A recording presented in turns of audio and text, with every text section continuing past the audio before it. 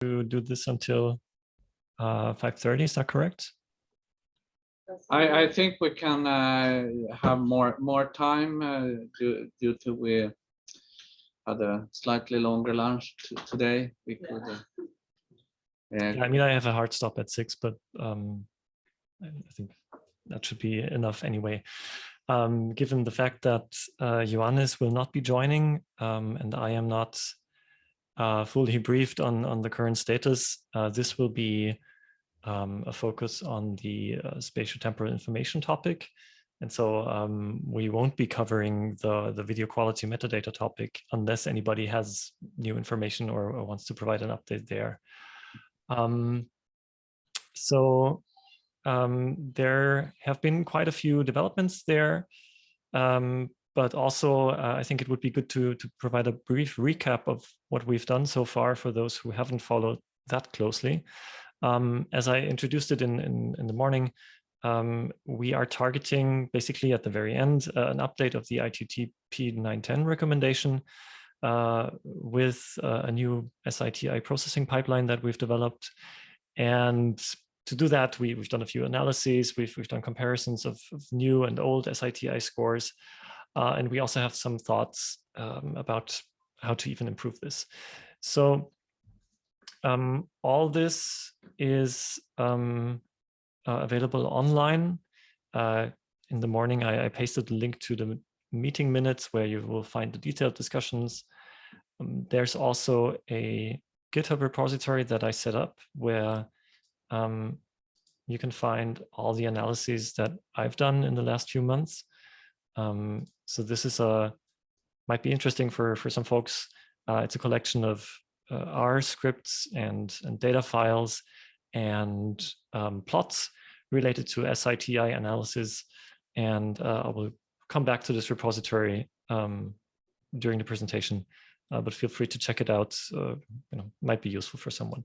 So what we were interested in is bringing SI and TI up to date to modern applications. And that means being able to cover HDR sequences, being able to use sequences with more than 8 bits per channel, and also handling some edge cases that were kind of lacking in the standard so far. And to do this, we developed a pipeline that was basically almost single-handedly invented by Lukas, who maybe wants to talk more about it, but the link, this is the link to the presentation. There you go. And the link to the spatial information document is here, and that should have you covered. So this is the pipeline that we developed. And I won't go into the details here. You've probably seen it in the last VQuick meetings. The idea is to take the original video input and extract the Y component, so just a grayscale image.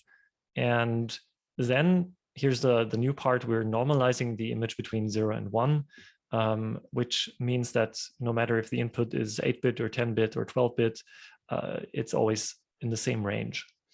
And then we have a special handling for limited and full range content. So limited range content still around. It's where content is actually not between 0 and 255, but between 16 and 235. And we basically scale that up. So the analysis becomes the same for both. And then depending on which HDR mode we're using, we're applying different conversions. So the simplest case is HDR10. Our goal is to convert the input signal to the PQ domain. So we want to work in another domain that better reflects the actual luminance. And PQ is nice to work with because it's quite future-proof. So it's easier to make the calculations in this domain in case in the future other HDR modes come up, we could always convert into PQ. And this is what we're doing with this part of the pipeline. So for HDR10, values are already coded in PQ, so we keep them as is. For SDR, we apply a conversion function from ITUR 1886. And for HLG content, which is hybrid log gamma, we apply another conversion function, which basically brings the digital luma into physical luminance. And once we have that, we can bring everything to a Y value in PQ domain. And now we calculate SI as is. So the function itself is unchanged. And then we go back to the original range, for example, to 8-bit, by doing the inverse operation that we did in the beginning. So instead of values between 0 and 1, I revert. So whatever SI output we get, we bring it back into the original range that we would have expected for good old legacy SI. And this means that we can handle different HDR contents and can handle different bit depths. And the essential function stays the same. So that was just the first part of what we did to fix SI and TI. Future fixes are in the pipeline, or future extensions to cover different use cases. And now to come to the first analysis, we compared the new and the old SI-TI scores for a couple of sequences. And we took the ADT database that is publicly available, which contains SDR 8-bit 10-second clips in 4K resolution, and simply calculating SI and TI, new versus old, you will get these results. And you can see that these values are at first sight different, but actually the new values are just lower. And it turns out that they aren't really much different. So when you bring them to the same scale, which we did here for another set of sequences, we normalized both values so that they are on the same scale. And you can see that they're essentially the same. Minor differences are there. And we hypothesized that these are due to the inherent HDR-ness of the sequence, which is the most pronounced for this Sparks sequence. It's a sequence that was specifically developed to bring out HDR-ness in the content. So there's lots of light, like somebody's welding, and there's like sparks flying around. And so perhaps this is why the difference is the most extreme here. But in average, it doesn't really make a difference. These fixes are really just there to provide compatibility. And it would have been bad if the scores were widely different, and this is not the case. So that's good. So new SI operates on the same way it does, just on a different scale. So we didn't really want to change the underlying function here, just extend it for more use cases. And and it turns out that, of course, for HDR10, where the values are already coded in PQ, SI, the legacy one and the new one is the same, which is expected because we don't do any conversion here. So another factor that we discovered, or I should say rediscovered, because this has been known and this is an intrinsic property of SI, but it's something that we noticed happening quite frequently in practice, is that people sometimes compare SI-TI across different resolutions. And this is something that should be absolutely avoided. And the reason for that is the magnitude of this spatial information indicator, which is basically a Sobel operator. It's an edge detection feature. And if you have a natural image, the edges look different depending on the scale that it's at. So if you have an image of Big Buck Bunny in 1080p and 240p, you will see that the output of such an edge detection filter will look quite different. And so you get different SI values. And we wanted to understand to which extent this is the case. and so that we could provide better recommendations in terms of how to handle different content resolutions, if it's even possible. So I took, again, a set of videos from this AVT database, and I calculated SI and TI ranges for each content. We have different sequences in there. Some are really, don't have a lot of features at all. Some have really high spatial information. And what can be seen is that depending on which resolution you code the sequence at, the change can be quite drastic, but it also depends on, of course, the intrinsic variability of SI. So there are some sequences like Big Bug Bunny for which the difference is most pronounced. So you will have even no overlap between the different resolutions and the SI output you get. And what's even more counterintuitive is that the higher the resolution, the lower SI gets. This is not something that we can directly fix, I suppose, but should be always taken into consideration.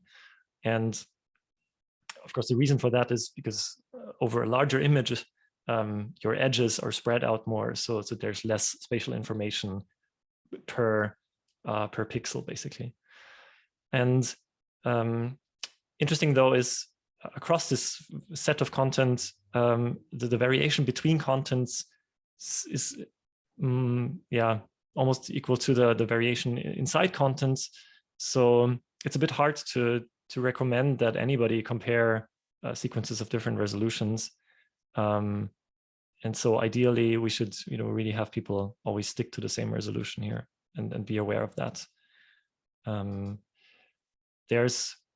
We try to predict the range of SI per content depending on the average, and there seems to be a linear relationship. So the more spatial information there is, the larger the expected range of differences depending on which resolution you pick. So in other words, if there's no information to begin with, if you change the resolution, it doesn't really have a big impact. And this is because it's essentially, as Johannes mentioned the last time, it's essentially a filter operation. And so it's kind of expected, right? If you try to filter out high pass content, so sorry, if it's a low pass filter, so if you filter out the high frequencies, you still get the same result if there are no high frequencies, right? So what does that mean? We have a dependency of the range of SI depending on the original resolution of the clip, depending on the absolute SI value of the content, and of course, depending on the content properties. So it would be really nice to develop a compensation function so that we could actually compare SI across contents with different resolutions, but that seems to be quite challenging to develop, and we would have to have a huge data set, and I'm not sure if it's really that important to come up with such a feature, given that mostly datasets use clips of the same resolution for further analysis. So the suggestion was to stick with what we have for now, and we should probably warn users to not compare across resolutions. And then a third aspect that we wanted to look into, and which also relates to other activities that we've seen. So for example, we've had a presentation from University of Klagenfurt, video complexity analyzer. So there seems to be interest in providing tools to analyze compression efficiency. So how well can this content be encoded? And is there a nice metric that we can use to find that out without actually encoding the clip? And this comes back to a research study that I did and that I presented last year at WCAG. I wanted to understand how well do SI and TI and other metrics explain the compressibility of a sequence. And it all comes down to defining compressibility. I mean, if you have one sequence that you encode with different codecs at different resolutions, different settings, what is that one number of compressibility that you want to compare SI and TI against? And this is part of the paper. people have asked for it, and I've open sourced the code now, which is also available here. Again, it's an R script, and all the data is there. All the resulting figures are there, so you can run it directly. And the idea is that we can now actually extend this analysis with other explanatory metrics. So just a little bit of recap, what have we done there? Our assumption was that videos with higher SITI should be harder to compress. And so they should have lower quality when they're compressed under a bitrate constraint like you have for adaptive streaming. And so high SITI should lead to lower quality and lower compressibility of a sequence. And quality, how do you define that? It could be subjective, it could be an objective mean opinion score, so it could be an instrumental metric. And to do that, we used, again, the AVT database. We took two sets of data. One is quality scores with from a bitrate ladder. So we prepared the clips for HTTP adaptive streaming, so with different resolutions, different codec settings, different bit rates. And we have various metrics available to gauge quality. That is the subjective MOS, VMAF, and P1204.3, a bitstream-based video quality, which has also been shown to work quite well. And to get one metric for compressibility, we calculate basically the area under the bitrate ladder and define that as compressibility. And the method to do that is part of this repository that I shared. And then we also took the source sequences and calculated SITI, and now we want to find out how well they correlate. And I think as an interesting result on its own, the compressibility of different sequences when it's finally put into one number is quite nice to see. You have different results for different codecs. So apparently some codecs tend to fare well on some sequences and not others. So for example, there's Big Buck Bunny, which we kind of know it's one of the easiest sequences to compress, which is also a bit, I don't know, suboptimal because it's so often used, but it's one of the easiest sequences that you could throw at an encoder. So yeah, we should really question the use of Big Buck Bunny at this point, and really strive to have balanced data sets that also include sequences that are challenging. And one of those would, for example, be this water Netflix sequence, which is a bunch of children playing in a fountain and there's water spraying around. And this is really hard for encoders to deal with, but apparently more so for some encoders than others. So for example, H.264 achieves the lowest compressibility for this clip across the whole range. And VP9 does actually a quite good job at this. So it's an interesting metric on its own to define this compressibility. And details on how this is calculated can be found in the paper and in the code, obviously. And then we correlated the original features, SITI, or some aggregations of them, against those compressibility scores. And this is, I guess, the most complex chart, but then I think that's also the end of this part of the presentation. We can look at the TI features first. So those are the blue features. And generally, it seems that those features have, on average, a higher correlation with compressibility than the SI features, which kind of makes sense because motion is harder sometimes to compress. I mean, we were actually compressing lots of motion differences.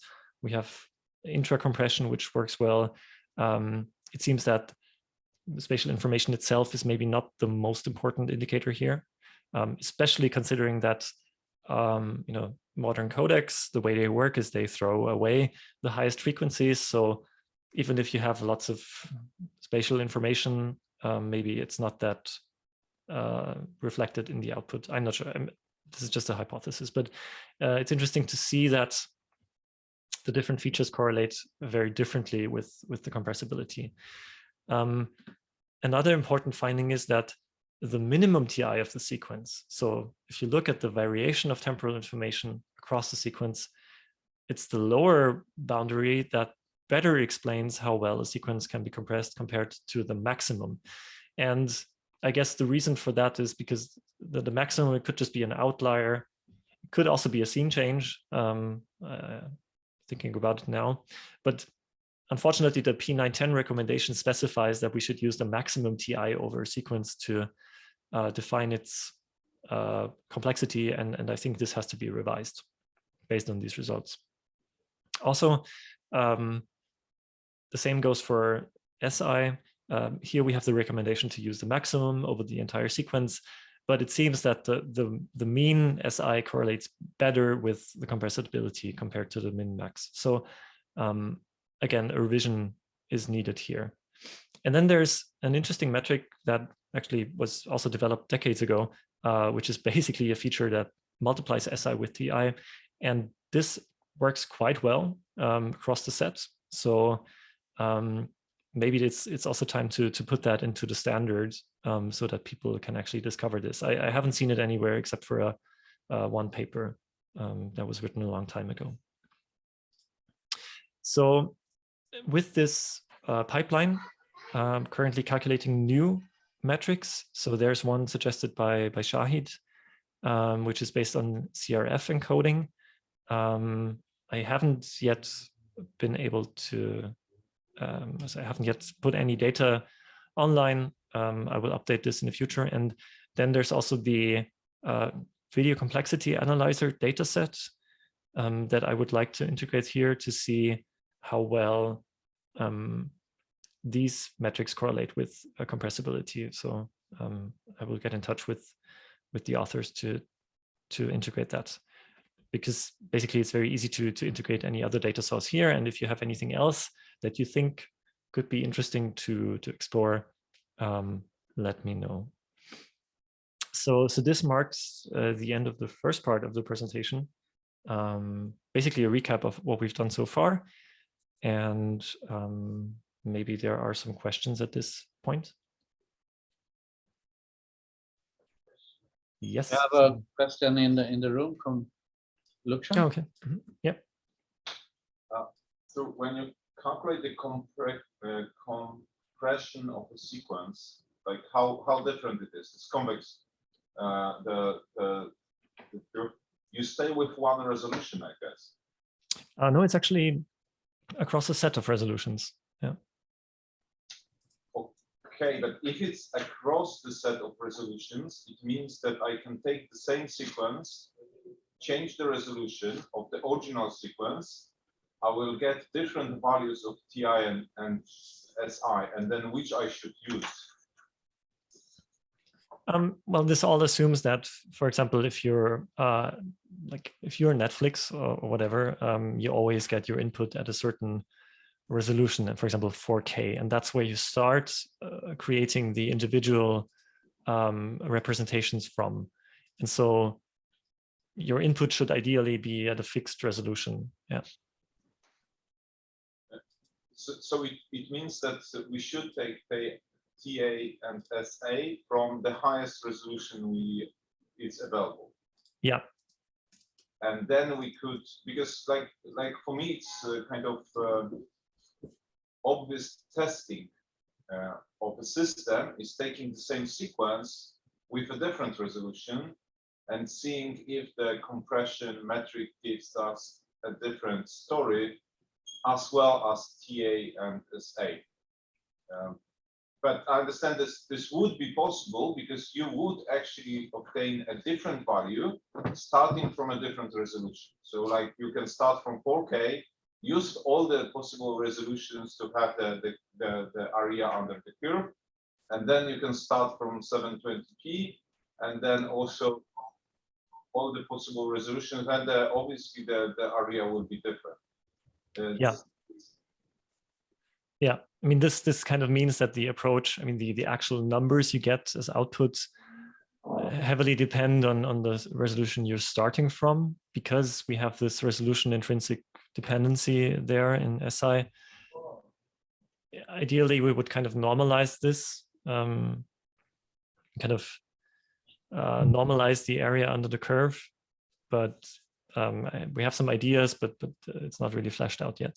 I just, for information, I pasted in there again the way this is done, basically calculating the area under the convex hull for every sequence based on a different codecs and different resolutions. So obviously, because it doesn't make sense to compress at 300 kilobits with 4K resolution, because it's way better to pick a lower resolution there for the lower bitrate. So this kind of reflects the way typically adaptive streaming encoding is being done. Yeah, but it doesn't probably work for other types of encodings. Have the data to check if the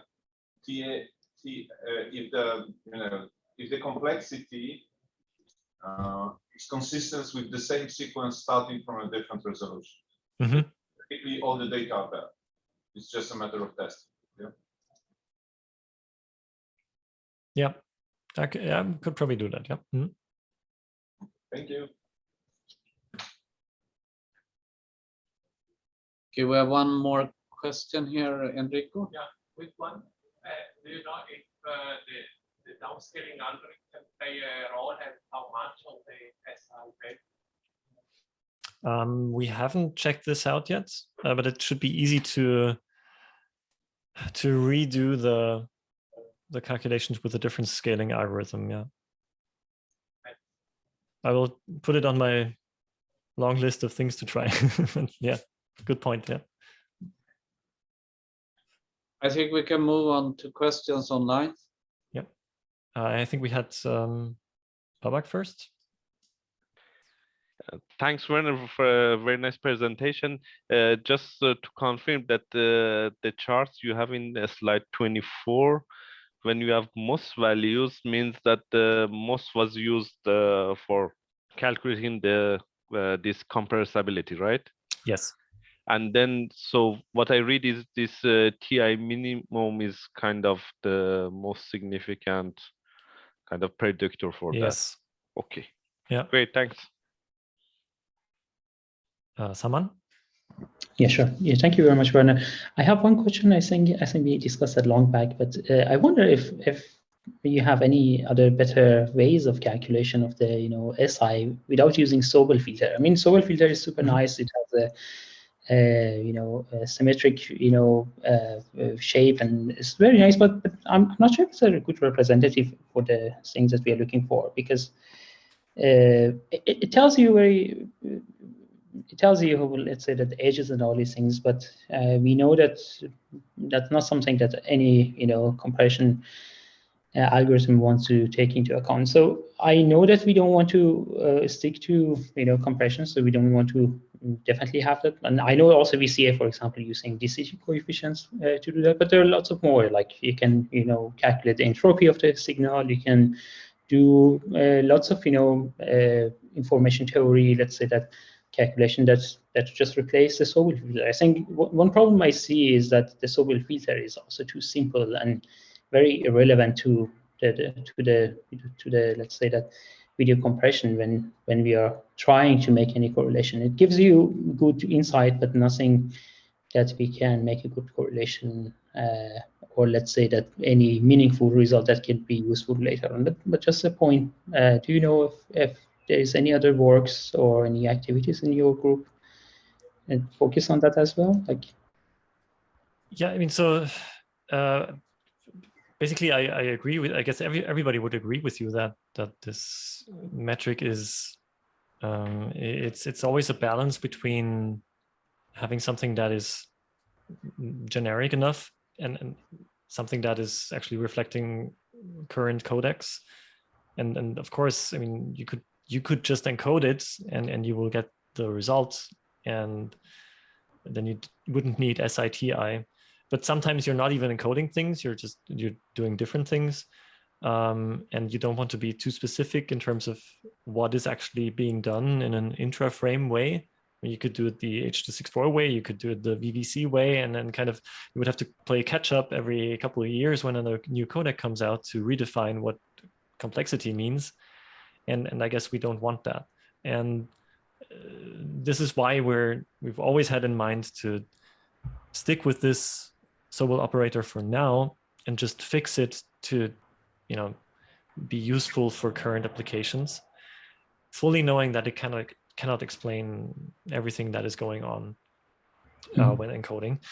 But we've had this input from, for example, from University of Klagenfurt, who have presented basically a very simple DCT-based way to basically look at DCT coefficients and based on that identify the complexity, which is, I guess, closer to what a real codec would do, because you can define the block size, you can define a certain threshold, and you just look at the coefficients, and that should better reflect what an actual encoder will be able to do. And so I'm curious to see how well that correlates with like within that data analysis framework. Then we could directly see like how much it is better than SI, for example. And we would have to test this over different codecs, obviously, to see if it doesn't really prefer one codec over the other, because that would be kind of bad if, for example, the compressibility itself of the sequence is equal, but the SI indicators tells you something else that doesn't really happen in practice, if you understand what I mean. Yeah, I totally get it. I think, like, beside what you mentioned, I think like even Sobel filter can get improved. I mean, we can really find maybe a slightly better filter. So to replace it. But I mean, that's something we can maybe discuss later. But yeah, to me, like, actually, I see that as a big bottleneck that we try to make Sobel works, but I think you have lots of knowledge nowadays with lots of CNN models like that. We can have more complex filters instead of having a super simple such as Sobel, and still they are not codec dependent, so it could be still non-codec dependent. That could be much better representative of that. Yeah, last time Nabajit mentioned he had a data set that he hasn't really published or concluded on involving different filters. And so that will be interesting to work with. Great. I see, Nabajit, you also asked the question. Maybe you just want to open the mic and... Yeah, so I was curious about the metric that you showed, right? The this one. The compressibility metric. Yeah. This one. Yeah, the 20-second slide. So I'm just wondering what's the utility of such a metric, because we're already creating the convex hull, right, by encoding the video. So yeah, I mean, this is not meant for like a production use case or anything. Like if you already encode everything, which takes a lot of CPU time, you have the data, you know it already. This was really to understand how well the features themselves, I mean, SITI and others work. If you don't have a single output number, it's hard to to compare it against anything, right? So this was just the way we did it. Yeah. Okay. So this is not really meant for production use. Thank you.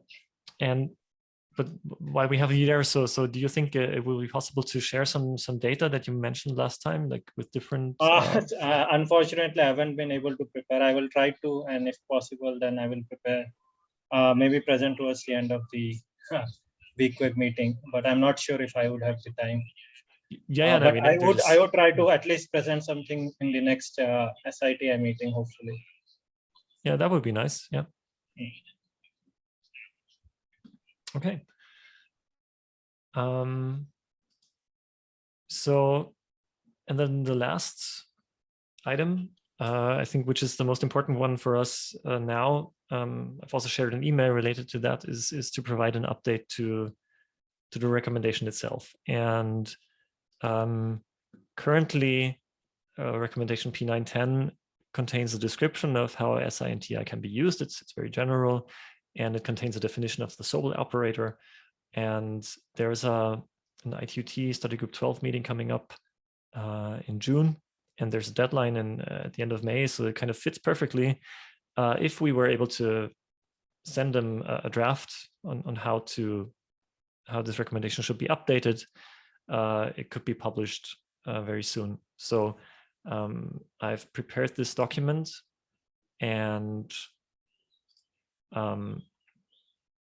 it basically contains change marks with respect to the original document, and I've already received some comments there, and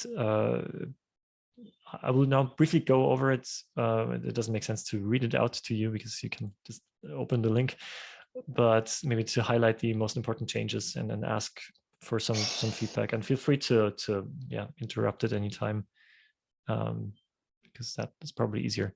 So the document starts with an introduction and says that, yeah, it's important to select scenes for testing. I mean, the background is that you want to provide sequences for a subjective test. So this doesn't really have anything to do with production style encoding. So we have to keep this in mind. I mean, the original idea was to just find a nice set of sequences when you want to do a subjective test. And the only thing I would probably change there is to introduce this notion of compressibility, because that's what we're actually after, to see how these sequences behave under different compression. And the next step would be to introduce this processing pipeline. So here's a picture explaining the same thing that I explained earlier, just a little bit simpler, with all the conversion functions highlighted, and then basically what happens between the video input and the SITI output. And we also have seen that it's now actually possible to kind of link to software from within ITT recommendations. So a link to the reference software that we developed will be part of this recommendation. Then we have the different functions defined to normalize the input to the range between 0 and 1. Then we have the scaling for limited versus full range content. Then we have this transfer function to convert into PQ domain. And these are dependent on the type of HDR that is being used. And the actual functions are defined in an annex so as not to really clutter the main part of the recommendation. And that makes it easier to just improve the annex later and then keep the main body as simple as possible. Then there's the function to go back from PQ to the original digital domain, again defined in the annex. And that is all you need to know to pre-process the data. And then once you've calculated SITI, you need to bring it back to the original range, depending on the bit depth. And this is mentioned here. So with respect to the method itself, this stays as is. I mean, it's just the Sobel filter. And this is, of course, where new filters could be specified in the future, or maybe better filters, or maybe even a completely different way to do this based on pixel values. But it will stay like this for now. Then we have the TI measurement, which is done on a per frame basis. And this also stays as is. And what's newly introduced now is a section on how to aggregate the scores. And I think this is more important also in light of the discoveries we've made. I see, Lucas, you have your hand raised. Feel free to just shout at me and tell me to stop or ask something, whatever. Yeah, this is actually something you mentioned earlier about the compressibility and its definition here. And you said that this is something we're after with the SITI. I'm just wondering, isn't there another use case for it as well? Because I can imagine that you will have something like sharpening, let's say, and you say, oh yeah, these actually sequences have more edges, less edges, and so on. So are we really only limiting ourselves in this recommendation to compressibility, or do we also believe that it might be just something like generally characterize the content and just let people run with it? Mm-hmm. So it's an interesting use case. I haven't thought about this. I mean, I'm just going by whatever's part of this recommendation text, which is about the impairment that is suffered when a scene is transmitted over a digital channel. And that is mostly lossy compression, right? But sure, I mean, we could add a paragraph here stating other possible application areas. And I will make a note of that, and maybe you could propose some text for this. Yeah, this may be a good question for the committee, for ITU in general. That if we're supposed to be limiting ourselves mostly to this, or we want to open it up. Yeah, I'm not sure how many folks at ITU will have, let's say, as much intrinsic motivation here to update this text or have other application areas in mind, at least compared to the group now here at VQuack. But it would be interesting to get feedback on this. I mean, if we plan to not change this now, but get feedback on what other application areas might be interesting, we could ask this during the ITU meeting. Yeah. Great, thank you.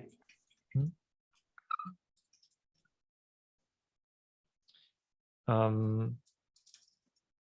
will make a note here, and yeah. Okay. So going back to the aggregation.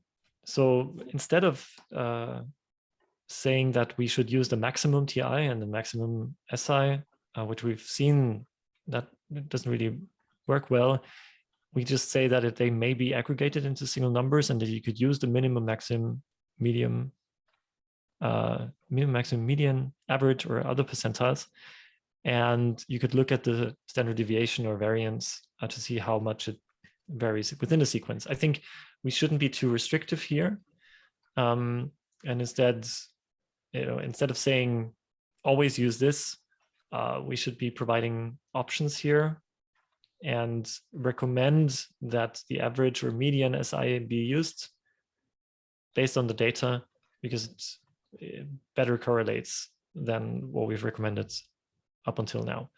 And the same for TI. So that would be, I think, a better or a more defensive way of specifying this while still being useful. I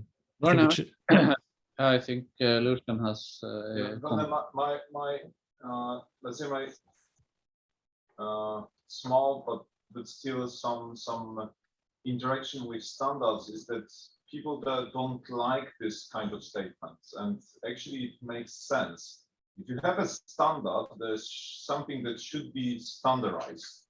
And of course we can, so at least in my opinion, we should say calculate mean and give this number, although other numbers could be also useful. And but at least, saying that there is a one number that we really want from you, and then the other numbers could be helpful. Yeah.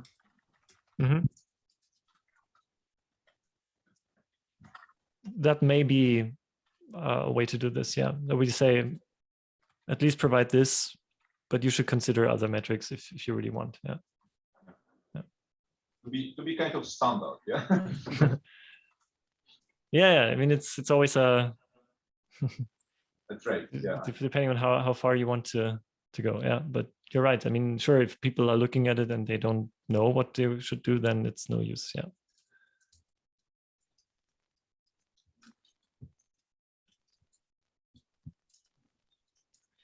Okay, taking the notes. I mean, it even says that in the last sentence, but I guess it could be more highlighted. That for unknown data, it is recommended to use the average as an aggregation measure. But it could be placed on top to make that more prominent. Yeah. And then another problem is with scene cuts. So I'm not sure this was even considered when the standard was written. I mean, we're coming from a time where most sequences were like between 6 and 10 seconds long, and were intentionally made to not contain any scene cuts. Now it's quite different, right? And so we are now saying that aggregating individual values across scene cut boundaries means that you're going to average different scene characteristics. So if you have a scene cut and it's not the same before and after, obviously you're kind of averaging out the differences and you're not getting a really good representation of what is going on in the scene. And because encoders typically refresh at seeing boundaries, it doesn't make sense to calculate compressibility across those boundaries. And so we are now specifying that you shouldn't compute SITI across scene changes, and instead treat the scene as if it were composed of different sequences. And this was something that we discussed early on in the group, and I think that everybody agreed with, that we should recommend this. But if you must compute TI across scene boundaries, for example, if you're doing live encoding and you don't know the sequence yet, and you don't want to have too big of a buffer, then you could detect those spikes in TI to see that there was a scene change, and you could use a kind of moving average filter to detect this difference. There's a nice reference that we were pointed at, which I think is very useful. So basically, you calculate a smooth moving average, and whenever you detect a difference that exceeds a certain threshold, you're likely observing a scene change, and you should refresh your calculation or exclude this one particular value that is the outlier. And then we have two more usage sections about different frame resolutions. So here, as we've shown, they must not be compared for sequences using different frame resolutions. And there's an explanation as to why that is. And to compensate for these differences that you might have if you have clips with different aspect ratios, like UHD1 content versus DCI 4K for content, which is just a little bit of difference in pixels, we might tell people that they still can compare it if it doesn't differ by more than X% in each dimension. And that X, I chose it to be 10, but you can name a different number, or we can try to find something that works. Ideally, we could base it on the results that I've shown earlier, to see if that wouldn't cause a problem. But that was just a ballpark number there. And for TI with different frame rates, this is a little bit more challenging. I would be interested to hear your input on this. So if you have sequences with different frame rate, obviously the motion between frames is much larger for the lower frame rate clip, because more is happening in the time between the frames. So what should you do to compare TI across sequences with different frame rates? And my idea was that you would have to basically temporarily downsample to whatever the lowest frame rate is in the set. So that means dropping the frames from all other sequences so that you have the same baseline. Because otherwise, I mean, you cannot invent motion that isn't there. I mean, you could probably use some motion smoothing, optical flow stuff to upsample, but that would be I guess the more basic variant to do that. Maybe you have some comments on what else to do. Yes, Nabajit? I have a comment on this, like if you drop Sorry, it's hard to hear you. yeah, I'll try to shout. If you temporarily downsample the sequence, don't you expect the TI to be larger there just because they are more far away, and so the motion will be larger between the two frames? Yes, that would be the expectation. And it would be only done to even be able to compare two sequences. But it wouldn't be, yes, and of course that's the main caveat, it wouldn't be the actual TI of the sequence that you're looking at, yeah. Yeah. What I was wondering is that you say that since the motion difference between frames at shorter intervals is expected to be lower, right? But then you take the one at longer interval, and you were expecting the temporal information to be higher, I guess. Yeah. And you make it even higher, no? Because you're temporarily downsampling it, so the difference is higher. Yes. So the intervals between frames become larger, and the difference is higher. Yeah, I'm not sure. It sounds a bit like artificially inflating the. Yes, it is. You're absolutely right. Yeah, in order to make it comparable, you would artificially inflate the TI for the sequences with higher frame rates. maybe before putting it in a recommendation, I would test whether this leads to reasonable results. Mm. I don't know, I wouldn't put something in a recommendation and I haven't tested what is the result and whether it leads to actually, like, for example, the correlation with compressibility actually remains constant, for example, even when you compare different I will make a note here. So I see we have 2 comments from Nabajit.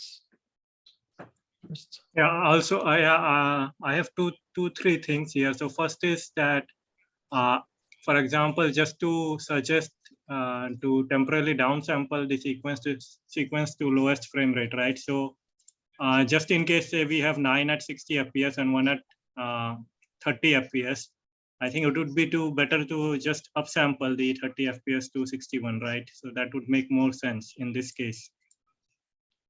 But that wouldn't work because, I mean, so how would you do the upsampling then? You can just duplicate the frames, and I think then what will happen is that your TI value actually doesn't change in that case. It doesn't and change, yeah, and in that case you have better, how do I say, TI values represented instead of downsampling, say, other 90% of the data set in this case. Again, this is my just, how do I say, thought for now. And like someone mentioned, I don't know who it was, but I think putting this second sentence in the recommendation without test is not valid. I'm not sure, again, if considering we are not exactly, say, reporting the value, right? The TI value, it's actually standard deviation over the whole sequence duration. So I'm not sure what the effect is. I have not analyzed that mathematically, but just thinking right now, I'm not sure if how much difference does it make and what will be the effect of such a TI value being reported for a sequence. So it might be that it might be the case that it actually is very wrong representation of the actual temporal complexity of the sequence. I would suggest that we would put here for now, if you want to write something, is not to compare it, and maybe then put an addendum at later that, you know, you can do this or something like that. But again, that's my 2 cents here. Lucas? Yeah, I probably have a little different view on this, and this is mainly because I imagine TI being basically a representation of the motion in the sequence, and that is inherently continuous when it's being captured, but then it's being temporarily sampled. So that, to me, it would make actually sense to put everything into the same temporal sampling, because that will make it comparable on the level of the motion that is happening in the scene before even capturing it, if it makes any sense. And if we would temporarily upscale things and duplicate frames, that's where we are breaking this down completely. But going the other way and subtracting frames, that would basically mean that you just capture it with lower frame rate, but the motion still is the same. And since you're capturing the motions in the same temporal sampling, you can make them comparable. So that would make sense to me. What I would be a bit afraid of is downsampling to the lowest frame rate in the set, because then it would mean that you would have the same video in 2 different sets and it could have completely different values. And I don't think that is something that the standard would be okay with. And also I would be worried that making it reproducible and comparable across different papers, that would be a nightmare. So what may be a better idea would be just to pick a frame rate on which we want to calculate TI, which I know have already a lot of problems as well. But yeah, this is a complex issue to deal with, I guess.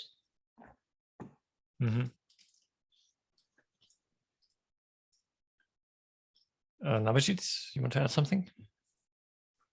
No, that was from previous.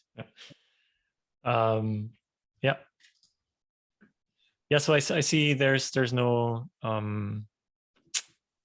no real consensus here on how to deal with this, but of course it would be the safer option to just say you shouldn't do this, and we will provide no further recommendations here, and leave that for future analysis. It's probably better yes, please. Sorry, Ben. Maybe cropping, like temporary cropping. I don't get I don't have the term in my thing, but basically shortening the sequence instead of dropping frames, like subsampling, downsampling. It's just like if you have a sequence that is 30 seconds and another that is 60, you compare it 30 to 30 and then 30 with the other 30 maybe, but you don't compare 30 to 60. But I guess you would want to have the whole content of the sequence being analyzed. I understand.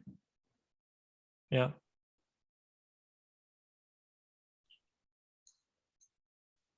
But I think it's fine. I mean, it's just, it should be written down, the different caveats and the different problems that people might not think about, and we don't have to necessarily provide a solution. I mean, maybe we could say that, if you're analyzing, I don't know, clips that have 23.97 frames per second and 25 frames per second and 24 frames per second, it probably doesn't matter, right? But you shouldn't compare 30 frames and 60 frames per second.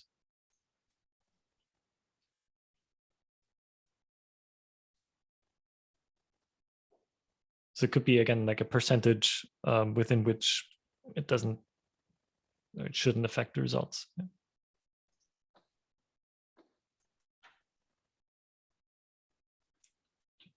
But yeah, I think we can leave that at that. And then in the annex, there's just a link to the functions that are used to convert the values. And these are really just references. So we don't want to duplicate function definitions across ITU. So these are just references to the respective ITU-R standards. So it's actually an ITU-T recommendation referencing ITU-R. It should be R. It's an important difference. And then there's not much else we have to do. And I think that's it. Oh yeah, one thing I personally wanted to get rid of, would be interesting to see if anybody objects, is to remove a recommendation to calculate SITI only on a cropped part of the image, because some CRT monitor users might not even see the edges. And I think that this can just be removed from the standard.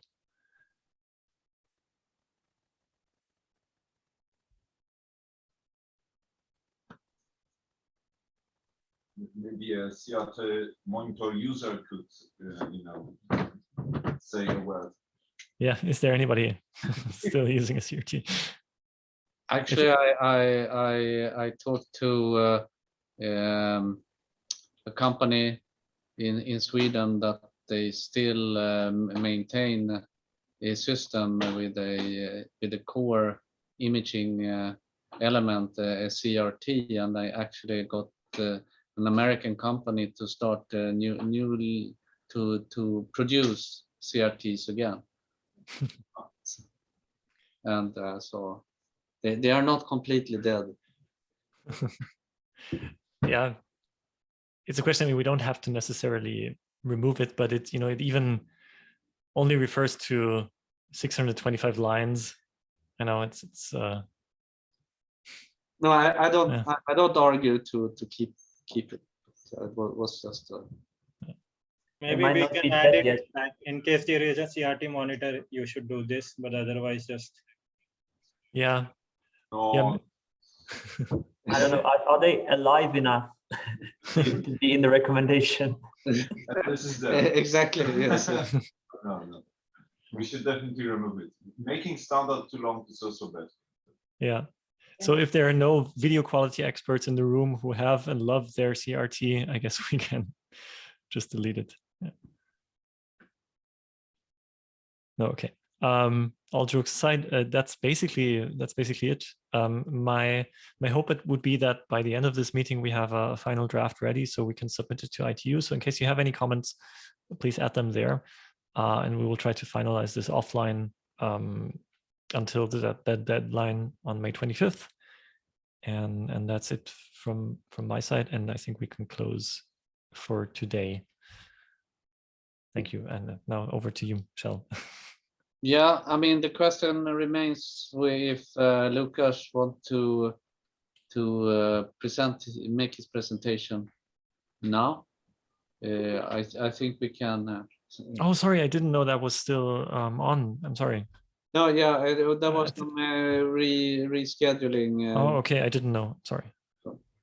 Yeah, this really depends on you guys, because I have just started my day a couple of hours ago, but I imagine you might be tired. So if you prefer Wednesday, I'm okay with that either. So yeah, I mean, we had a long lunch, so we could go on for some time. It depends on how long is your presentation. I was thinking around 15-20 minutes and then 10 minutes of discussion. I think that will be fine. Everyone in the room are doing the wave, so Okay, I'm sorry, Lucas, for not noticing this.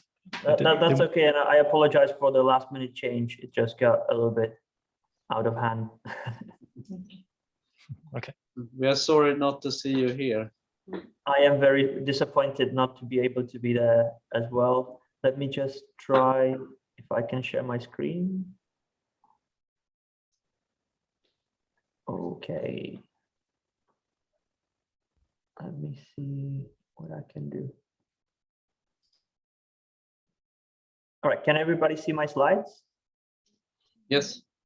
Brilliant. And the second question, can everybody see the banding in a GIF?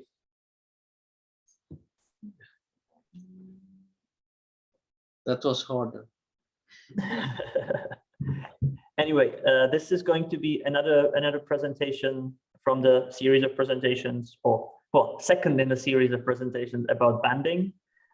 So last VQuack meeting, I have been presenting about our banding detector, CAMBI, and this is going to be a follow-up presentation on that. If you haven't seen that one, I think it's recorded and it's available online, so feel free to check it out. And this presentation is going to be mostly about how does the banding annoyance perceptually compare to overall perception quality, especially when it comes to video compression. Okay. So we previously developed CAMBI as a banding estimator, and the remaining question is how do the banding artifacts compare to regular compression artifacts when people watch the content. This can potentially help us to find a reasonable combination of CAMBI or any banding detector and VMAP or other generic quality metric, and make the video quality metrics banding aware. Now, the way we decide to do that is we created a study on 8-bit videos that have banding and put them together with videos that have compression artifacts and have basically an overlap. And since we have already developed one data set for the CAMBI development, and also we had plenty of data sets for VMAP development, we just said, let's take a half, and let's take 14 source contents that 7 of them will be prone to banding and 7 of them are well studied in terms of compression artifacts, and put them together and let people evaluate their quality. And so at the end, we had 84 videos in a set, 6 per content. We had 42 observers to evaluate this. And we used continuous quality scale. So basically the same quality scale that's been used for, well, in the tests for VMAP development. So basically standard 5-point scale, but it was a continuous 0 to 100 scale. So not just the 5 labels, but continuous slider, but with 5 different categories. Now, this slide looks a little bit intimidating, but this is just all the recovered quality scores for the videos. You can see that there are 2 different points per video, which is just 2 different data recovery models. One is the what we refer to as MLE model, but it's been now adopted into P910 and P913. and the other one is the older P913 that uses subject rejection and bias removal. Now, the reason why I want to show this is that the first half are the videos that are with banding, and the second half are the videos with compression artifacts. And what we can already see that banding is not really just compared to one tiny little piece of quality scale. It actually covers the quality scale quite nicely, even when the compression videos are involved. And these compression videos actually go from all the way from excellent to really, really bad qualities. Another interesting part is there is a special content that we used that is from the show called You, and that had banding only in a certain portion of the frame, and that portion was actually sort of outside of region of interest. And it is interesting to see that even though there was severe banding in this smaller region, it has not been that annoying for people as when the banding was all over the place. So these are the two main outcomes of this slide, is that in the test set, we managed to have banding that was so severe that would cover the quite a bit of portion of quality scale, even though most of the objective metrics would say that this is almost perfect quality. And also the localized banding outside of region of interest doesn't seem to bother observers as much as global artifacts, which is expected, but also means that we will need to count with that when it comes to detecting banding and also evaluating it as part of overall quality. Now, first of all, we did a sanity check on the data. So as I mentioned, there were two portions of the data set, and we could take the data we already had for the VMAP data set and compare the data to the results we got from our new test that I described earlier. And this is what it looks like. So on the x-axis, we have this new scores from the banding compression data set that I'm calling it banding compression here. And on the y-axis, we have the data with the MOS scores from the VMAP 4K data set. And we already see some good trends. Yeah, I forgot to mention that these are confidence intervals for each point for both data sets. The good news is that there are no two videos that would have inverted order of scales whilst not having overlapping CIs. That means that there's no significantly different pair there's no pair that would be significantly different in one data set and the other data set and would have a flipped order. So this is a good sanity check to see that the data we get from this new subjective study is very much comparable to data that we got from the original VMAP 4K data set. We can see that videos are pretty much linear, and RMSC is actually lower than average confidence interval length, which gives us quite a lot of confidence when it comes to comparability of the data sets. Now, if we remove the confidence intervals just for the sake of readability and do a linear fit, we can see that there is a slight compression of the scale when it comes to the new the MOS from the new data set or the new study. And there could be a couple of options for that. One is that the original VMAP 4K data set actually used discrete scale, and we are using continuous scale. That could potentially lead to some sort of compression at the edges of the quality scale. There's also a different display, basically, because the VMAP 4K was much more controlled. There was a much better prepared setup, and it was an in-lab study. This new one was actually at home with monitors. So this could also potentially lead to some differences there, and people not being able to really appreciate the 4K-ness of the scene.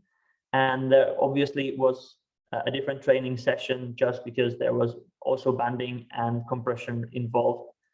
So all these factors could potentially lead to this effect. But overall, we can see that the results are very well aligned, and hopefully the data is then comparable. Now, to get an idea of how much banding compares, or banding annoyance compares to overall quality, we can look to the second portion of the data set, that were the videos that were taken from the banding data set that was used to develop CAMBI. Now, our expectation is that overall quality scores, so the new scores that we will get from this study, will be generally higher than the banding annoyance scores that we have for these videos. The reason for it is that even the most severe banding is mostly not as annoying as the lowest bitrate videos that were in the VMAP 4K dataset. So we sort of assume that this banding scale that was achieved or acquired in a previous test will only cover a higher portion of the overall quality scale that we have in this combined data set, which sort of has already been reflected in the previous graph where I showed the videos, like the raw scores from the two portions. But now we can actually check it in this manner. And again, on the x-axis, we've got the new scores, and on the y-axis, we've got the most scores from the banding annoyance this time. So this is an overall quality, and this is banding annoyance. And since we can see that most of the scores are below the 45-degree line, it sort of makes sense that the assumption that we made earlier is being fulfilled, because basically for the most scores, we've got a little bit higher score than we had for banding annoyance. So even when we had very, very annoying banding, it's not completely bad quality compared to the compression artifacts.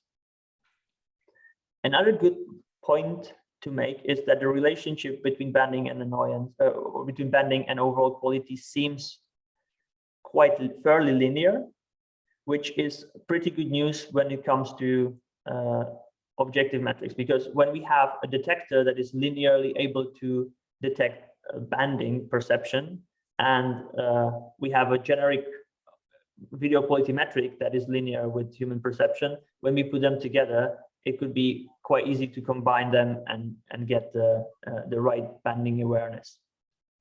So this is what we did in the next step. Is basically try to find a combination that would make VMAP banding aware.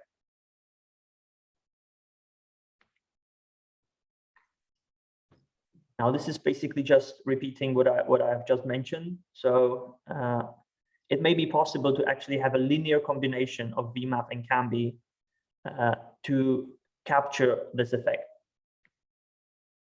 Now, these are the results for VMAP predictions when it comes to the results from this study of the combined videos. And I just made sure that we are able to distinguish between the videos that come from the VMAP 4K dataset that are in red, and the videos from CAMBI dataset that are in black. And we can see that VMAP really struggles with the banding videos, with the black ones, because even though the most scores are going all over the place, VMAP is always above 90, basically. However, when it comes to the VMAP 4K dataset videos, it's obvious that VMAP works pretty well. Now, when it comes to CAMBI, the story is basically the other way around. In the previous introduction to CAMBI, we have mentioned that CAMBI around 5 is where the perceptibility of banding starts to kick in. So basically all these videos from the VMAP 4K dataset don't really have any banding in them as detected by CAMBI, whilst it's working pretty well when it comes to the CAMBI 8-bit dataset. So we were actually able to plot it in the 3D, and you can see this sort of behavior that looks like it might be able to be fitted with a plane and just with the linear combination get a decent result. So that's what we tried. And we were able to get pretty high SROCC when you maximize it with a combination of VMAF minus 0.85 Cambi. And this is, again, quite naive combination, but we can see that it already gives a significant improvement when it comes to this particular data set. And also what is interesting is that we were able to get some improvements even on data sets that are not targeting banding at all. So this graph shows VMAF banding aware. So the combination of VMAF and Cambi compared to VMAF, SSIM, and MSSIM when it comes to Pearson linear correlation and Spearman's rank order correlation on these are 7 different data sets. And we can see that there were some improvements when it comes to correlation by including Cambi. There are actually some caveats to it. So we do see that sometimes it does hurt the performance a little bit, mainly when the videos are much smaller resolution, and there we know that Cambi sometimes is not as accurate as in a larger resolution. And also what is important in this last data set, that when VMAF on its own fails quite a bit, even though there is some sort of boost we get from the combination, it's still not fixing the performance, because the inherent dependency of performance of VMAF is always going to be there. So it's not a silver bullet. It's not going to completely fix VMAF's problems on all the data sets, but it seems that we can get quite a bit of performance boost. For more information, feel free to check the paper that is currently available in arXiv and has been submitted to ICIP, and it provides much more details about the whole analysis and the results as well. For the future work, we want to actually investigate the interaction between heavy compression and heavy banding, because what we have seen earlier is that there were sequences mostly that had no banding and a lot of compression artifacts, and sequences that had a lot of banding but not many compression artifacts. So what the interaction is, and if this potential combination of metrics will hold also for this sort of sequences, is something to be investigated. And obvious next step would be to integrate Cambi into VMAF as an elementary feature and see if we can further improve the performance. Yeah, that's all for me, and I will take some questions. I've seen Werner just got his hand down, so that means that I answered your question already. Yeah, you did. Okay, brilliant. Then Saman. Yeah, thank you very much, Lucas, for the presentation. I have one question about your subjective test. So you mentioned that you run the tests using monitors. I mean, first of all, I assume that you use crowdsourcing. Am I right? Like, yeah, no, actually no, because we run this with our internal platform that we have developed for these purposes. So we do not really need to go into crowdsourcing, and also struggle with the problems that crowdsourcing comes with, and that is the very low reliability of subjects, and also the not availability of high-level viewing displays. So this was actually done on MacBooks though. Okay, and all the MacBooks were the same, and probably still the remote test, so it still was not in the lab. Am I right, or is it? Yeah, so it was at home, and people were asked to set it to a 4K resolution, but that there is no real, let's say, mechanism for us to check if they really did. But from the data, we can see that they are pretty comparable to the data we got in the lab. So that's giving us quite a bit of confidence. Yeah, and last question is everyone use like, do you know what inches was the size of the MacBook that was used? Like it was a mixture of 13s and 16, for example. I think it was a mixture, but most likely most of them were 16-inch. Yeah, thanks a lot. Thank you very much.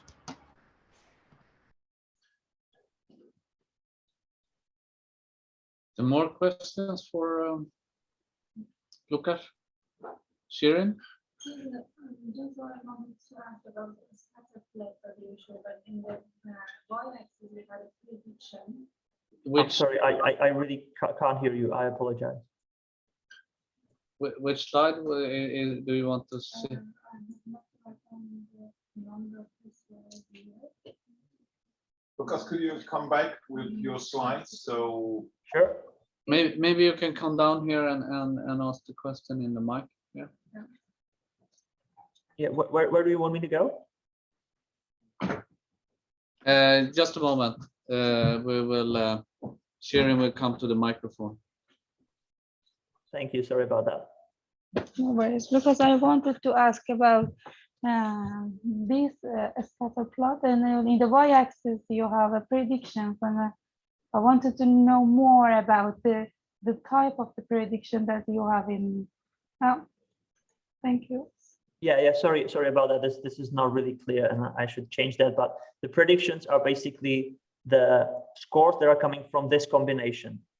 So it's the VMAP BA, and it's the VMAP score minus 0.85 times CAMBI score, and those are the scores that are here on the y-axis.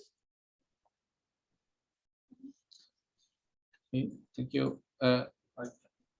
Yeah, Lucian.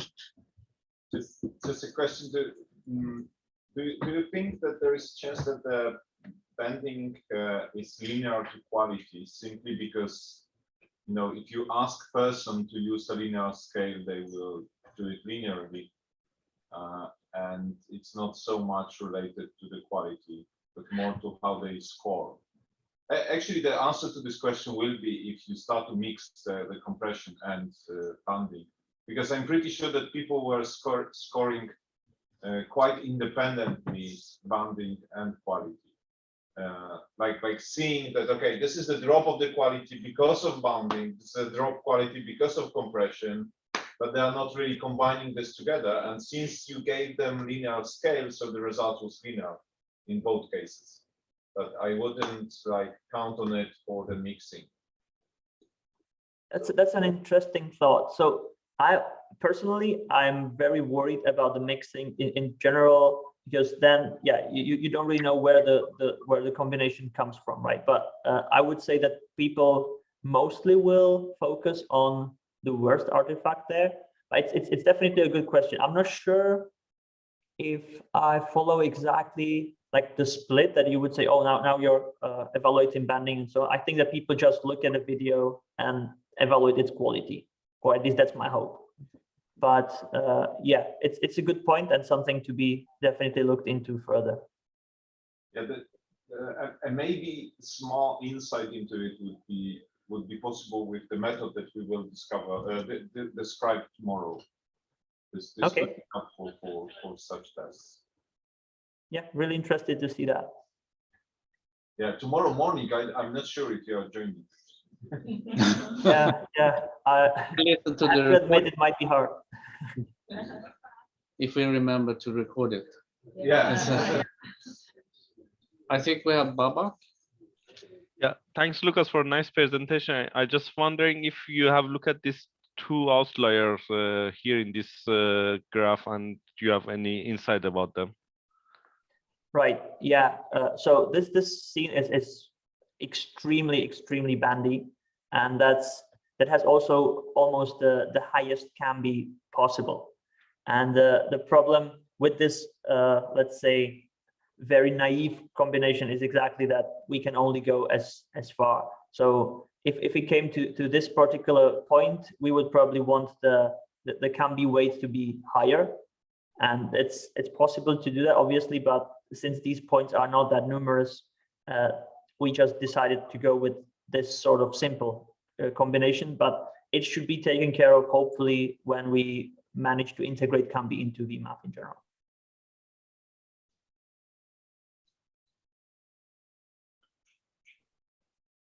Okay, I have a question as well. So I was thinking when Lucian talked about the combination, maybe if one one combine these distortions and do a test with the pairwise comparison to get data on what people prefer, like a preference test. And if you have possibility to get a lot of test persons, you might be able to do some rather powerful analysis on that type of data. Yeah, that's a good idea. I'm just wondering, because it's probably going to be hard to have the same content and have banding on it and have compression. So it's very hard to separate this on the same content. And when you come across content, that is going to bring some other potential influences. So it's definitely a good idea, definitely worth trying. But I can already see that there would be a lot of issues, because if you have a video with banding, like severe banding from one source and the severe compression from other source, then like preferences for the source themselves may play a role. Yeah. But yeah, it's definitely, or I would say that might be the only way to really do something that would be rigorously telling us, yeah, people do prefer this or that. But yeah, there are also caveats to the methodology, I guess. Sure. There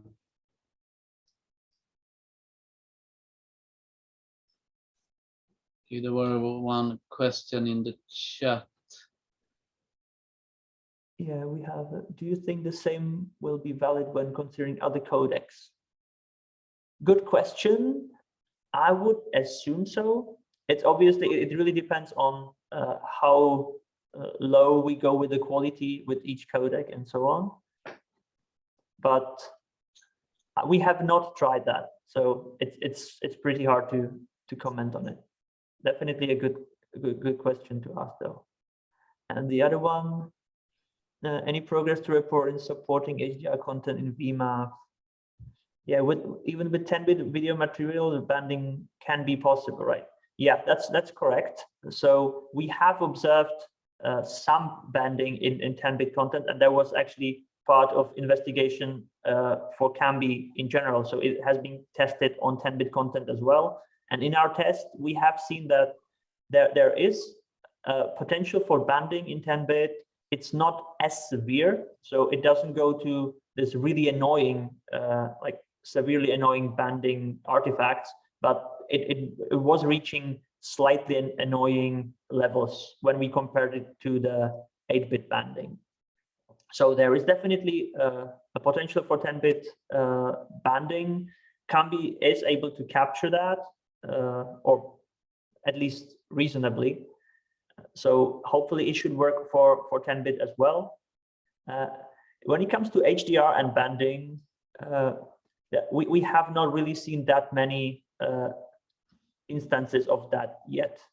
It doesn't mean it doesn't exist, and since it is possible in 10-bit, I assume there will be cases, but we have not really had enough to make a data set out of it, because it's mostly just very, very few cases. Is there a way to remove banding once detected? So there are debanding artifacts available. There's also dithering that's being commonly used. Those are reasonably effective, but they do not have to get rid of the banding generally. So it's something that we are looking into as part of further investigation into Cambi, and we are looking into Cambi-based debanding algorithm. So that's something that stay tuned for, because there is an effort going on there, but I don't really have any results to report as of yet. Okay, thank you, Lukasz. Good that you could do the presentation after all, just slightly later. So I think we should round off, and the way to do it is to approve the minutes, and then we could finish. Were there a comment or a question? Okay.